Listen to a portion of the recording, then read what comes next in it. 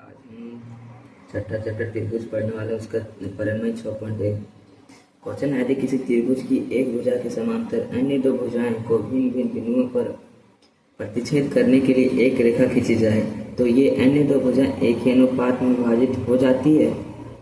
अब देखेंगे इसका हल दिया गया, आगे लिखेंगे। ये फिगर है इसका। ABC एक त्रिभुज है जिसमें BC के समांतर खींची गई एक रेखा अन्य दो भुजाएं AB और AC क्रमशः बिंदु D पर E पर काटती है तो हमें सिद्ध करना है। देखिए ABC एक त्रिभुज है जिसमें BC के समांतर है अन्य दो भुजाएं AB और AC और बिंदु D और E पर प्रतिच्छेद करती है तो हमें सिद्ध करना AD बराबर DB और AE बराबर EC।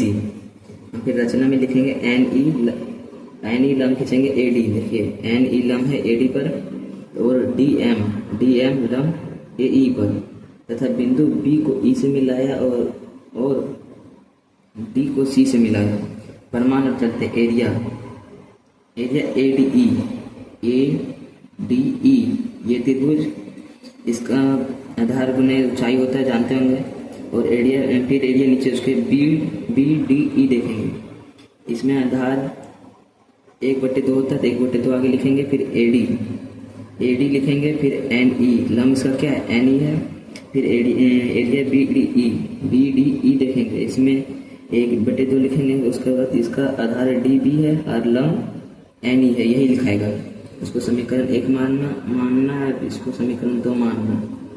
समीकरण फिर इससे 1 और 2 समीकरण देखना है। एरिया ADE और BD जो हमने यहाँ लिखा था उसको समीकरण मानना है। उसके बाद बट्टे लगाना है। उसके बाद ये कट जाएगा, फिर NE कट जाएगा। तब फिर हमारे पास एरिया ADE और एरिया BDE में AD बराबर DB बच जाएगा। इसको समीकरण 3 मानना है।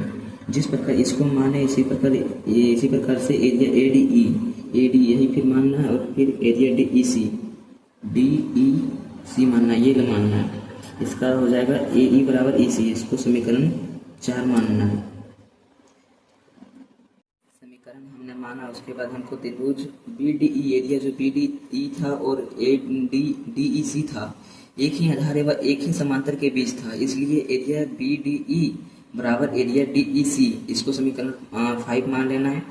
फिर समीकरण 3, 4 और 5 से सॉल्व करना। तो 3, 4 और 5 से हमें पता चलता है कि AD बराबर DB और AE बराबर EC।